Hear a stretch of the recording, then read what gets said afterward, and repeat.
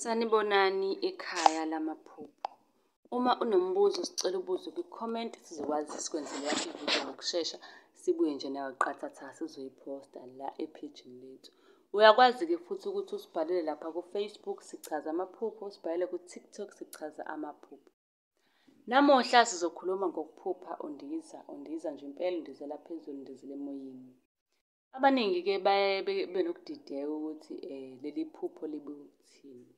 Kodwa ngicela ukuthi usubscribe ngaphambi kokuba-ke uqhubeke.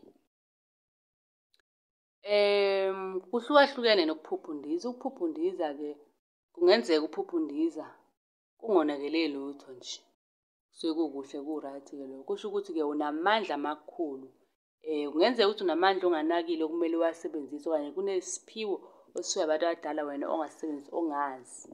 Lana-ke sikhuluma ngamandla emfihlakalo. Unamandla onawo ongawazi, mhlampe unesiphiwo sokukhulekela abantu, isiphiwo samabhizinisi. Unamandla nje, kumele usukume uthole lokho onakho ukusebenzisa. Ngoba kwesinye isikhathi abantu abadala baba nolaka. Ngoba kunamandla wena ophathiswe wona kodwa awufuni ukuthi uwasebenzise. Isikhathi esiningi abantu bephupha bendiza, kwesinye isikhathi kuyenzeka uphuphe ubaleke. Uthole ukuthi uphupha undiza kodwa ekundizeni kwakho ubalekela izinja. Noma ubalekela abantu bafuna ukukubamba, noma ubalekela abantu bafuna ukukushaya. Kuyenzeka futhi-ke uphuphe wesukelwa iy'lwane ezifana nezinja, iy'nkomo kanye nezinye izinhlobo zey'lwane. Yabo? Undize weqa amawa konke nje izinto nawe ocabangayo ukuthi le nto ngeke ngiyenze le. Lokho kusuke kukhombisa ukuthi kukhona amandla onawo wokunqoba empilweni. Unamandla amakhulu wena, wenza izinto ey'ngamangaza abantu. Yabo?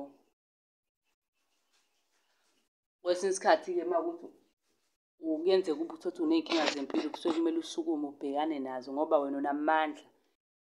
Konke okwenzayo kuzokwenzeka kuzolunga futhi.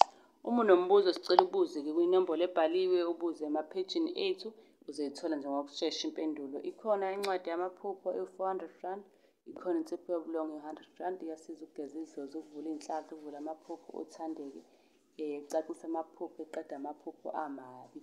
Usungasithola-ke nawe kwinamba ebhaliwe. Namanye-ke ama-products amaningi asiza kuy'chitho, ney'nhlahla, ukugembula, umuthi wey'ntombi, ukukhulisa induku. Kuningi okukhona.